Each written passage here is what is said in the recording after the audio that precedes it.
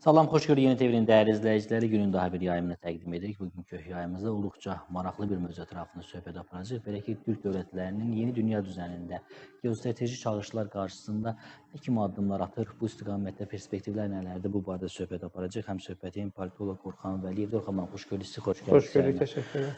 Orxan müəllim, qeyd etdiyim kimi kifayət qədər vacib bir mövzudur və nəzərə alsaq ki, artıq Türk Dövlətləri Təşkilatı bir güc kimi çıxış etməkdədir və nəzərə alsaq ki, yeni dünya düzəni formalaşmaqda, bu barədə də çox danışılır əslində. Mən istəyirəm elə yeni dünya düzənində doğru getdikcə biz Türk dövlətlərinin yeri və rolu necə görsənir? Türk Dövlətlər Təşkilatının birinci mərhələsi, belə demək mümkündürsə, artıq arxada qalıb. Bu nə idi? Həm Qarabağda Azərbaycanın əldə etdiyi zəfərdən sonra o bir daxili bir motivasiya oldu, bir güc oldu. Eyni zamanda Covid-19-un yaratdığı bir böhran, siyasi, iqtisadi, hərbi bir böhran var idi.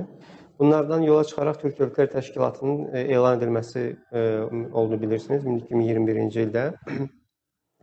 Və indiki son bir il ərzində, hətta deyək ki, son yarım il ərzində baş verən dəyişikliklər isə artıq 2025-ci ildə deməli, mühüm siyasi hadisələrin, proseslərin və buna müvafiq olaraq qərarların verilə biləcəyinin siqnalını verir. Ona görə də bəzən deyək ki, müəyyən gözləmədiyimiz hadisələr də baş verə bilər və Türk Dövlətlər Təşkilatı çərçivəsində baş verən hadisələrə də bu çərçivədə baxmaq lazımdır. Çünki xüsusilə 2025-ci ildə regional və qlobal olaraq siyasəti və iqtisadiyyatı kilitləmiş münaqişələrin həlli ilə bağlı bir qlobal, bir beynəlxalq bir siyasi iradənin olduğunu görürük. Məsəl üçün, Ukrayna məsələsi daxil olmaqdır. Bu çərçivədə eyni zamanda dövlətlər yeni əməkdaşlıqlar atmağa başlayır və Türk Dövlətlər Təşkilatı istər təşkilat olaraq, istər təşkilatın üzv dövləti olan müstəqil dövlətlər də bu çərçivədə addımlar atırlar. Yəqin ki, sual verəcəksiniz, məsəl üçün, Mərkəzi Asiya ölkələrinin Avropa Birliyinin əməkdaşlığı və s. Bu çərçivədə baxmaq lazımdır. Əslində kifayət geniş bir coğrafiyanı əhatə edir və siz də qeyd etdiniz, yəni Mərkəzi Asiyadan Avropaya uzanan bir məkandan söhbət gedir. Bax, bu kontekstdən dəyərləndirsək necə qiymətləndirə bilərik? Bax, mövcud vəziyyətdə Türk Dövlətləri Təşkilatının durumunu. Bilirsiniz, Cənab Prezident, Türk Dövlətlər Təşkilatı qlobal bir gücə çevrilə bilər və çevrilməlidir özünün açıqlamasını mən belə oxuyuram ki, geostrateji baxımdan Azərbaycan mühüm bir yerdə yerləşir. Həm eyni zamanda yeni enerji ehtiyatları və s. Eyni zamanda Mərkəzi Asiya başda Qazaxıstan olmaqla yeni enerji üçün, təbii resursların üçün çox ciddi bir ehtiyata sahibdir. Türkiyə kimi deyək ki, təşkilatın həm qədim bir dövlətçilik ənənəsini qorumuş, eyni zamanda da qərblə birbaşa əlaqə qurmaq üçün demək ki, Avropada yerləşən bir ölkə. Beləliklə, Türk Dövlətlər Təşkilatı geniş bir coğrafiyada yerləşməyinə baxmayaraq, əgər bu proses düzgün idarə olunacağı təqdirdə, Cənab Prezidentin o qeyd etdiyi təşkilatın qlobal bir gücə çevrilməsi mümkün ola bilər. Bu nə deməkdir? Xüsusilə yeni qurulan iqtisadi quruluşda söz sahibi olmaq. Bu təşkilatın bərabər hərəkət edə bilmək, iqtisadi potensialını formalaşdırmaq. Ona görə deməli, təşkilatın İstanbulda finans mərkəzi yaradılması təşəbbüsü irəli sürdü, bununla bağlı addımlar atıldı və s. Şübhəsiz ki, addımlar atılmalıdır, hətta hələ atılası addımlar da çoxdur və atılan addımların da davamlılığının təmin edilib institutlaşdırılmasına ehtiyac var. Amma hər halda təşkilatın varlığının özü və buna müvafiq dövlətlərin siyasi iradəsi, dəstəyi, xüsusilə Azərbaycan və Türkiyənin, bu düşünürəm ki, həlledicidir. Potensial nə qədərdir? Orxan, bax, bu söylədiklərinizin icrası istiqamətində, yəni bir təşkilat olaraq, ümumiyyətlə siyasi iqtisadi əlaqələrini də bura qatsaq. Yəni, Türk Dövlətlər Təşkilatı və ümumiyyətlə bu Türk dövlətlərində təşkilatın üzv olan ölkələrin yerləşdiyi coğrafiya və sahib olduqları təbii ehtiyatlar nəzərə alındıqda, Türk Dövlətlər Təşkilatının Avrasiyada həlledici bir birlik kimi fəaliyyət göstərib və o üzv dövlətlərinin maraqları çərçivəsində bir təşkilata çevrilə biləcəyini demək mümkündür ki, təşkilatın elan olunduğundan qısa bir müddət sonra isə həm Azərbaycan prezidenti, həm Türkiyə prezidenti bu təşkilatın hər hansı bir deyək ki, başqa bir təşkilatlara və ya qurumlara təhdid yaratmaq əvəzinə əksinə iqtisadi bir əməkdaşlıq üçün yaradıldığını və hər cür əməkdaşlığa açıq olduqlarını elan etmişlər. Beləliklə, çünki potensial burada böyükdür. Həm dediyim kimi yeni enerji üçün ehtiyatlar var Azərbaycan, Mərkəzi Asiya ölkələri və eyni zamanda Azərbaycanın yerləşdiyi strateji nöqtə Qərblə Şərqin birləşdirilməsi üçün nəqliyyat vasitələri burada məsəl üçün Zəngəzur dəhlizini də nəzərdən qaçırmamaq lazımdır. Bütün bunları nəzərə alanda Türk Dövlətlər Təşkilatının gələcək üçün böyük bir imkanlar vəd etdiyini demək mümkündür ki, prezidentin bu açıqlamasının da həmin bu datalara söykənir. Yəni bu datalar olmasa o siyasi açıqlamanı verməz əlbəttə. Digər bir məsələ də mən qeyd etmək istəyirəm xanım. Yəni digər güc mərkəzlərinin də Türk Dövlətləri Təşkilatından ona üzv olan ölkələrindən sıx əməkdaşlığa can atdığını biz görməkdəyik. Xüsusilə elə burada Çini də əlavə edə bilərik, Avropa İttifaqını əlavə edə bilərik. Yəni bunun kökünə dayanan məramlar nələrdir? Yəni nə üçün bu qədər belə deyək də istəkli görsənirlər? Burada bir potensialı gördüklərindən irəli gəlir, yoxsa burada başqa məqamlar da ola bilər? Şübhəsiz ki, əməkdaşlıq üçün təşəbbüslər, hər təşəbbüs bir maraq çərçivəsindədir. Amma bununla bərabər bu təşkilatın potensialını da burada unutmamaq lazımdır. Yəni bir ciddiyə aldıqları üçün deməli təşəbbüs göstərilir əməkdaşlıq üçün. Və bunun da ən önəmlisi Çinin təşəbbüsünün səbəbi nədən ibarətdir? Birincisi, Mərkəzi Asiyadakı deyək ki, xüsusilə təbii ehtiyatlar, yeni enerji üçün. Birinci məsələ. İkincisi, Mərkəzi Asiyanın strateji yerləşdiyi geostrateji deyək ki, mövqeyi və s. Çünki iqtisadiyyatın yolları dəyişməyə başlayır. Qərbdən şərqə doğru deyək ki, investisiyanın axını və yeni bir siyasi iqtisadi quruluşun qurulma və mərhələsi. Bütün yəni istehsal prosesində 500 illik bir deyək ki, anlayış dəyişir. Və burada Mərkəzi Asiya yoxdur. Ümumiyyətlə Türk dünyasının, yəni Türk Dövlətlər Təşkilatının üzv ölkələrin yerləşdiyi coğrafiya Mərkəzi Asiyadan Türkiyəyə qədər strateji bir əhəmiyyətə sahibdir. Bəli. Həm təbii ehtiyatları ilə, həm coğrafi vəziyyəti ilə və s. Bütün bunları nəzərə alanda Avropa Birliyinin, deməli, Çinin bu təşkilatda maraq göstərməsi təəccüblü deyil və bu əməkdaşlıqlar da məncə diqqətə layiqdir. Əməkdaşlıqlar zaten olmalıdır ki, necə ki bütün təşkilatlar Avropa Birliyi daxil olmaqla qeyri təşkilatlarla və ölkələrlə də əməkdaşlıq deməli aparırlar. Burada məncə bir qəbahət yoxdur. Əsas məsələ Türk Dövlətlər Təşkilatının 2040 konsepsiyası çərçivəsində fəaliyyətlərin davam etdirilməsi. Yəni o 2023-cü ildə Qazaxstanda deyildiyi kimi Türk Time-nin, yəni Türk vaxtının və yaxud da Türk dövrünün inşa olunması üçün. Yəni bu Türk dövrü də əslində bu çox rasional bir şeydir. Yəni bu nəsə bir irqi və sair bir şey deyil. Yəni bu əslində son dərəcə arxasında siyasi, iqtisadi, mədəni, texnoloji əməkdaşlığı ehtiva edən ciddi bir deyək ki, bir yanaşmadır. Aydındır. Ölkə başçısı çox maraqlı bir fikir səsləndir. Biz elə daşları tərpətmişik ki, qlobal layihələrə tərpətmişik ki, yəni bu artıq geri dönülməz bir prosesdir. Bu fikri bir qədər də genişləndirsək, yəni Türk Dövlətləri Təşkilatına proyeksiya edə bilərikmi bunu? Əlbəttə ki, çünki Türk Dövlətlər Təşkilatının 2021-ci ildə o hansı ki COVID-19-un yaratdığı böhran ərəfəsində yaradılması ciddi bir rezonans doğurdu. Yəni məsəl üçün bir elm adamı kimi bir misal üçün özünü nümunəmdən verim. Keçən il SOCAR Türkiyənin deməli İstanbulda yaratdığı Heydər Əliyev Avrasiya Araşdırmalar Mərkəzi ilk dəfə idi ki, ingilis dilində deməli Türk dünyasına bağlı elm adamlarının yığdığı bir yay məktəbi təşkil etmişdi, bir geniş çərçivəli və gözlənilməz şəkildə Avropadan, Amerikadan və Avrasiyanın digər ölkələrindən oraya iştirak edən elm adamları var idi, mütəxəssislər var idi.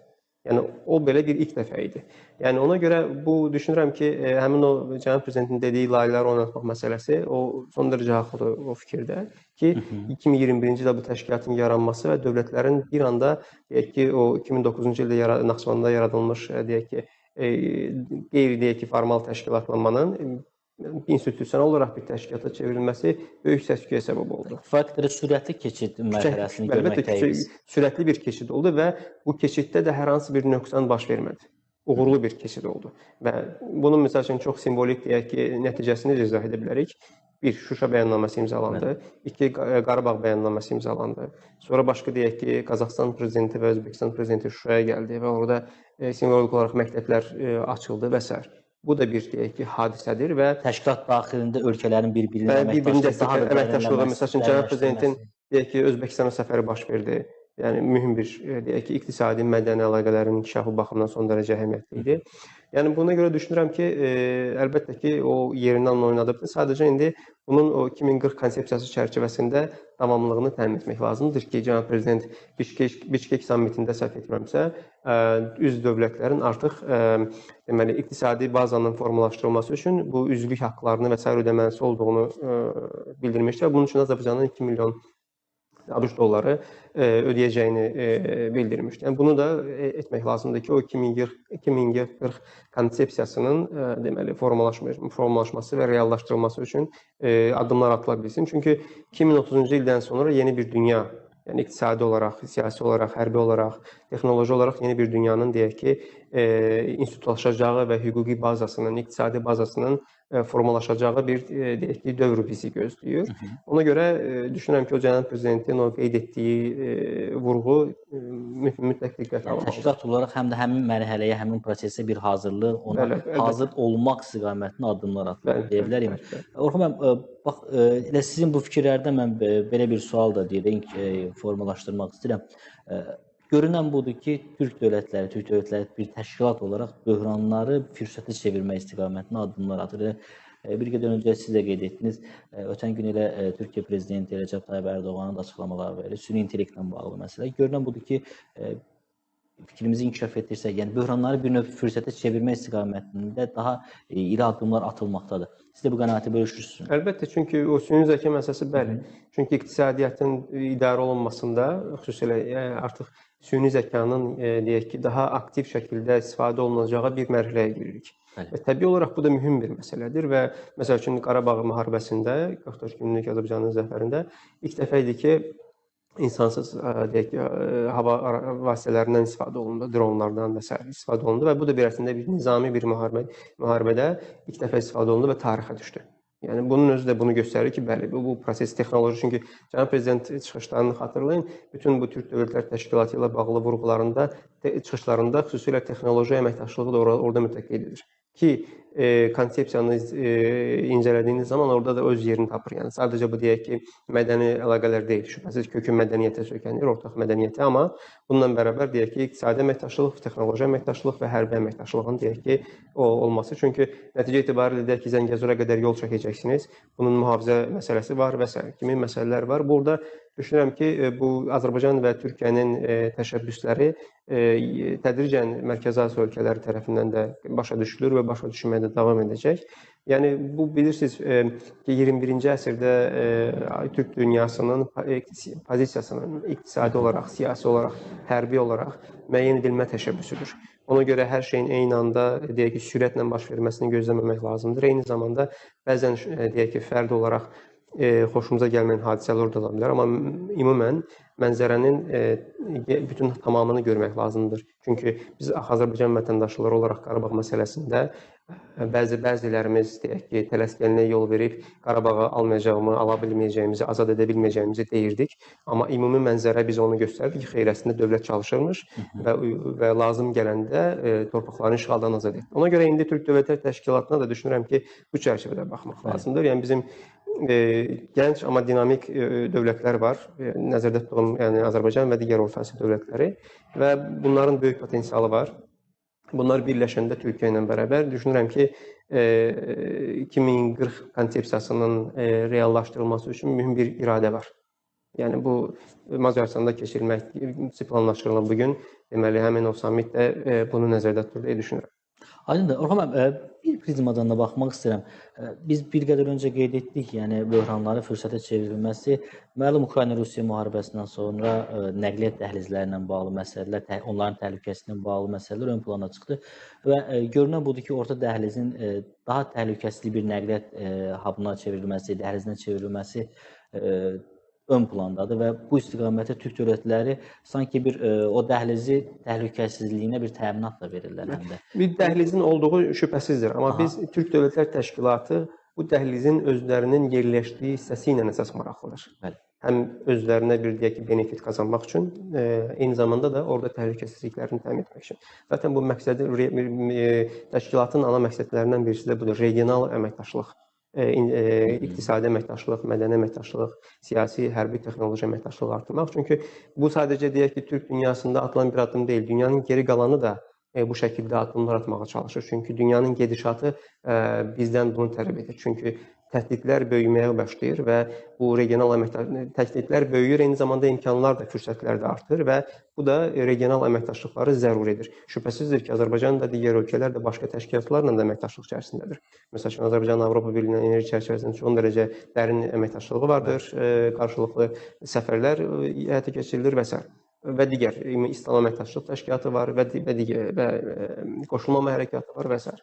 Amma Türk Dövlətlər Təşkilatının strateji bir əhəmiyyəti var Azərbaycan üçün və digər Türk dövlətləri üçün. Bunu əslində unutmamaq lazımdır. Əslində siz qeyd etdiniz, yəni enerji təhlükəsinə bağlı elə təkcə Azərbaycan yox, digər Türk dövlətlərinin də burada pay sahibidir. Türkiyə məsələn tranzit bir ölkə kimi kifayət qədər vacib rol oynayır. Yaşıl enerjinin istehsalı və tranziti ilə bağlı Azərbaycan COP29 çərçivəsində mühüm bir sənəd imzalandı Özbəkistan. Bu kontekstdən dəyərləndirsək məsələləri, yəni həm də bir coğrafiyanın enerji təhlükəsizliyinə töhfə verməkdədir bu təşkilat. Əlbəttə, çünki dediyim kimi bu coğrafiyanın həm coğrafi yerləşdiyi coğrafiyanın strateji əhəmiyyəti var. Eyni zamanda da yeni enerji üçün, həm ənənəvi enerji üçün, klassik enerji üçün, həmçində ənənəvi enerji üçün təbii ehtiyatların mühüm bir hissəsi, yəni bu Türk dünyasında yerləşir. Sadəcə burada güclərin birləşdirilməsi, təşkilatlanmanın ən önəmli əhəmiyyətindən deməli nəticəsi budur ki, biz bunu dediyim kimi Qarabağda 44 günlük Azərbaycanın zəfərində gördük. Türkiyənin Azərbaycanın mənəvi dəstəyi. Sonra dediyim kimi bayaqlara bir daha qeyd edim, Şuşa bəyannaməsinin imzalanması, iki suveren deyək ki, dövlətin qarşılıqlı olaraq bir-birinə dəstəkini bəyan edən bir sənədin imzalanması idi. Sonra Qarabağ bəyannaməsinin imzalanması çox simvolik əhəmiyyəti var və s. Bütün bunlar həmin bu təhlükəsizliyin təmin etməsi üçün bərabər hərəkət etmək iradəsi göstərmək. Və düşünürəm ki, bu artıq var. Təşkilat yaradılıb və öz fəaliyyətinə davam edir. Və 2040 deməli konsepsiyasının reallaşdırılması üçün çalışılır. Bunun da təməli iqtisadi bazanın formalaşdırılması. Amma bir sual ünvanlamaq istəyirəm. Siz bir qədər öncə qeyd etdiniz, yəni Macaristanda keçirilən tədbirlə bağlı. Bu da çox vacib bir tədbir. Əslində qeyri-formal zirvə toplantılarının keçirilməsi, ənənəsinin formalaşması, yəni xatırladım ki, ilki Şuşada keçirildi. Bu da çox vacib bir tədbir idi. Növbəti Macaristanda keçirilməkdədir. Yəni bunu necə qiymətləndirə bilər? Yəni qeyri-formal zirvə toplantıları ümumiyyətlə Macaristanın Avropada Türk dövlətlərinin bir müşahidəçi üzvü kimi olması nə kimi önəm kəsb edir? Ümumiyyətlə Macarıstanın həm Azərbaycanla, həm Türkiyə ilə, həm digər Orta Asiya deməli ölkələri ilə xüsusilə enerji çərçivəsində sıx əlaqələri var. Bu son dərəcə əhəmiyyətlidir. İkincisi bir Avropada yerləşən Avropa Birliyinə üzv bir dövlətdir. Bu baxımdan bildiyiniz kimi Türk Dövlətlər Təşkilatının Avropa ofisi də hətta fəaliyyət göstərir. Bu son dərəcə əhəmiyyətlidir. Çünki Türk Dövlətlər Təşkilatı qapalı bir təşkilat deyil. Dünyaya açılmaq istəyən, əməkdaşlıqları, iqtisadi əməkdaşlıqları artırmaq istəyən, bundan maraqlı olan bir təşkilatdır. Bu baxımdan Macarıstan deməli üzvlüyü, Macarıstanın orada olması son dərəcə strateji əhəmiyyətə sahibdir. Və summitin buradakı summitin keçirilməsi isə bu təşkilatın deməli baş verən yeni deyək ki, hadisələr qarşısında bir reaksiya göstərmək, toplanıb, müzakirə edib və qərar vermək üçün atılan bir addımdır və məncə son dərəcə əhəmiyyətlidir və deyək ki, müzakirə olunmalı olan məsələlər var, hansı ki, üzv dövlətlər bildiyiniz kimi Kiprdə, Şimali Kiprdə təşkilatın Ağsaqqallar Şurası görüşdü. Bu birinci bir addım idi. İkinci addım olaraq isə bunun nəticəsi olarsa dövlət başçıları, yəni liderlərin görüşü nəzərdə tutulub və bu düşünürəm ki, oradan da bir təşkilatın və Türk dünyasının xeyrinə bir qərar çıxacaq. Əlbəttə. Rəhm, mən sizə təşəkkür etmək istəyirəm. Bizim üçün ayırmaq artıq yekunlaşdı. Sağ olun gəldiyiniz üçün bu maraqlı söhbətə görə. Təşəkkür edirəm, minnətdarıq. Sağ olun. Hörmətli tamaşaçılar, yayımımız başa çatır. Xatırladım ki, həm söhbətin paytı olub Orxan Vəliyev idi. Sağ olun, sağ olun.